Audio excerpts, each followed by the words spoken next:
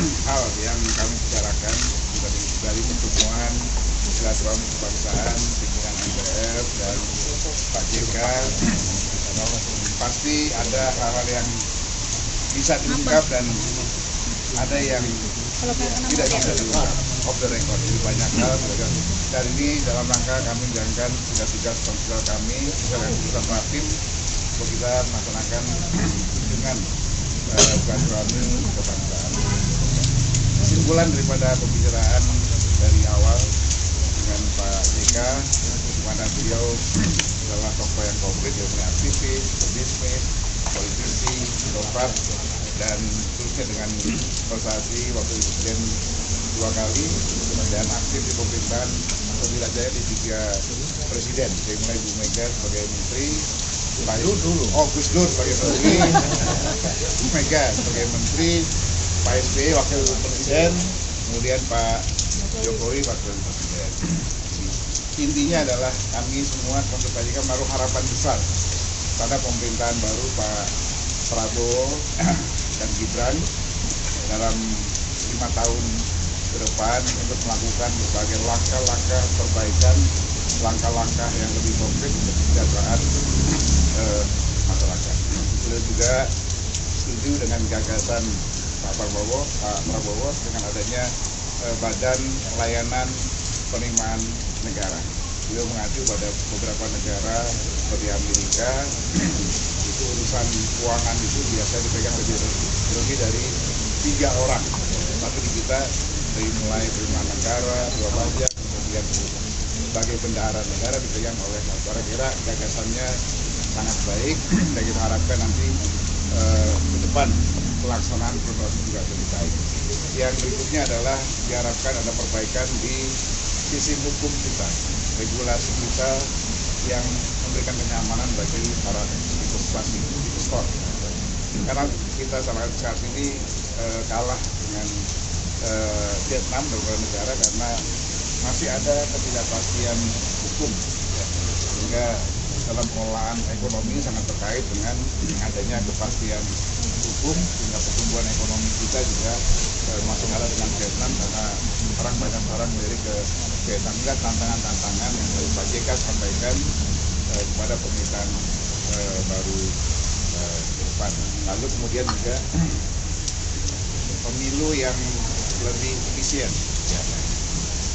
Diharapkan pemilu mendatang nanti lebih efisien, murah, kemudian tepat, sehingga ini bisa mendorong pertumbuhan ekonomi yang baik, termasuk Pak JK menyampaikan untuk mengevaluasi lagi tentang presiden veto dan parlemen veto. Kira itu yang supaya nanti bisa langsung Pak JK sampaikan kepada kawan-kawan tentang apa yang Pak JK harapkan. Tapi kami catat semua sebagai masukan dan rekomendasi kami nanti pada pimpinan MPR yang akan datang, masuk juga pada pemerintahan baru yang akan datang. Pak Bas mau nambahkan?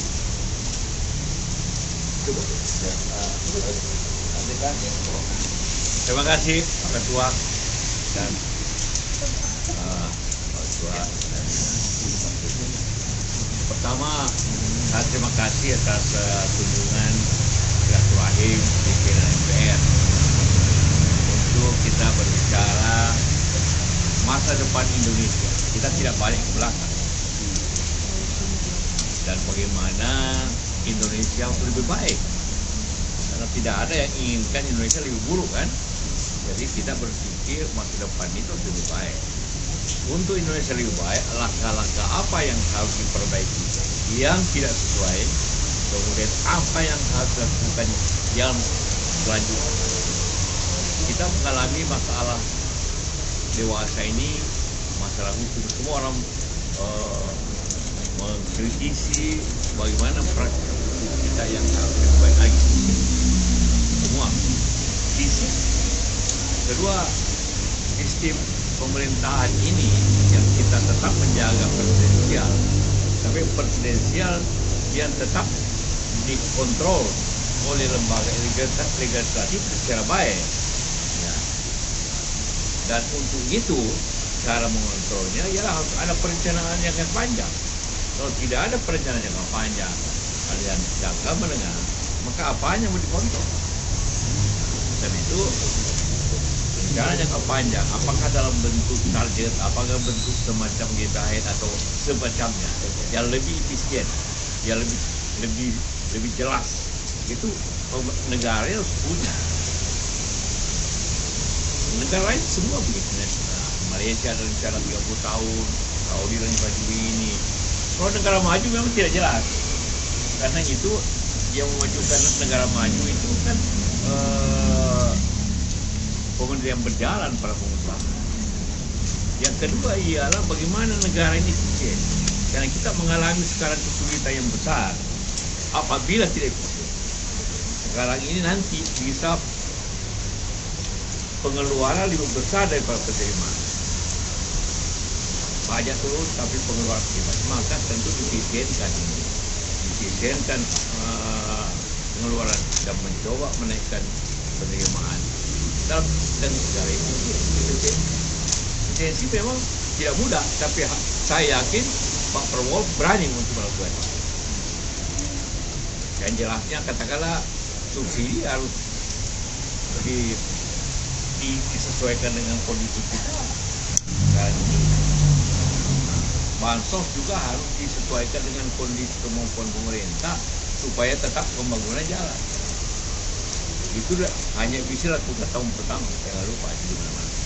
Nah, jadi efisiensi, kemudian tujuan yang jelas, yang ada targetnya, yang harus diamini. Jangan ada proyek tiba-tiba besar tiba-tiba. Katakanlah IKN kita jalankan. Itu tidak ada di janji kampanye, tidak ada di sini, tidak ada di perencanaan, tiba-tiba muncul. Ya, tiba-tiba. Dan silakan jadi ini untuk sehingga terpasang proyek-proyek ini itu contoh-contoh saja. Tapi banyak yang begitu. Jadi kita berbicara mendiskusikan bagaimana pemerintah lebih baik hadapi persaingan kita. Bagaimana hukum, korupsi bisa diatasi dan juga pemerintahan lebih baik. Itu yang target diskusi kita, dan mudah-mudahan itu menjadi bagian daripada sumbangan pikiran untuk ada yang mau tanya? Jadi saya Fauzi dari Antara izin pagi. Yang pertama terkait rekonsiliasi elit politik pasca pemilu, bagaimana Aji melihat ke depan. Yang kedua terkait dengan pemerintahan transisi setelah Jokowi ke Prabowo. Apakah penting adanya pemerintahan transisi itu? Iya, demokrasi itu otomatis menimbulkan suatu sistem yang mengarah rekonsiliasi. Rekonsiliasi tidak berarti semua setuju. Tapi memasuki posisi masing-masing. Ada di pemerintahan, ada oposisi. Tidak berarti rekonsiliasi itu harus bergabung satu. Tidak. Ya. Tapi negara kita ada itu batasannya. Tidak ada di negara ini disebut pemerintahan transisi, tidak ada. Hanya disebut saya Presiden Jokowi, Presiden terpilih, tapi belum aktif. Nanti aktifnya tanggal 20. Ya tidak ada pemerintahan transisi. Ya, rekonsiliasi itu intinya adalah mengakui kemenangan salah kesatria, itu salah satu bentuk rekonsiliasi. Bahwa nanti ya tetap ikut pemerintahan atau juga pemerintahan itu soal lain bagi saya, poin untuk Bisa menerima ya. yang penting bisa menerima itu ya. Intinya Pak JK hari ini juga sepakat bahwa negara ini, bangsa ini perlu roadmap, bintang pengarah rencana jangka panjang yang sudah kami susun draftnya, yang nanti akan kita serahkan kepada MPR yang akan datang untuk dipilih payung hukumnya dengan 3 pilihan, apakah melalui amandemen terbatas, apakah dengan revisi Undang-Undang Nomor 12 sehingga dapat diputuskan dengan TAP atau konvensi ketatanegaraan. Cukup? Apa ada lagi? Ada rencana buat rekonsiliasi antara kubu 01, 02, 03 sebelum sudah mengatakan itu ada. Ya, saya sudah sampaikan ke Pak Dasko maupun Pak Abid Rohman, ya, karena sudah konfirmasi juga dan selalu klarifikasi bahwa itu adalah nanti Pak Dasko, Pak Iroma dan kawan-kawan Partai Buruh yang menjembatani rekonsiliasi. Karena menurut saya pesan yang disampaikan dalam forum aktivis nasional kemarin adalah dalam rangka karena kami melihat masih ada capres yang kelihatannya salah keras menyatakan oposisi dan berada di luar pemerintahan. Ya kalau kami dari pandangan sebagai anak bangsa, ya kalau bisa berangkulan kenapa tidak, itu aja itu. Ini ada pernyataan dari Pak Habibie. Sudah saya telepon, sudah saya klarifikasi. Gimana Pak? Saya sudah sampaikan, nanti tanya Pak Adi Roman. Ya. Pak, soal pertemuan ini kata baik, rekonsiliasi itu efektif selama nanti yang kita lakukan presiden terpilih itu adalah presiden Republik Indonesia. Dia harus memperlakukan orang sama, tidak boleh dulu tidak nunggu saya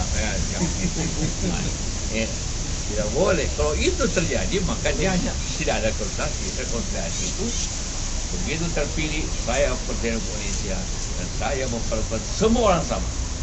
Tidak masalah ketika ada yang di luar pemerintahan sebagai oposisi. Itulah tidak ada mestilah ya ada oposisi sebagai bangsa yang rakyat yang baik. Pak, dalam pertemuan ini ada pembahasan soal Munas Golkar nggak sih Pak? Bapak kan salah satunya sebagai calon. Nggak ada. Saya tegas Pak, nggak ada Pak ya? Nggak ada. Oh, nggak ada kan? Oke, makasih ya. Kan Munasnya PDIP. Ini Rakernas. Jokowi nggak diundang tuh Pak di dalam. Tanya Bapak Sarah.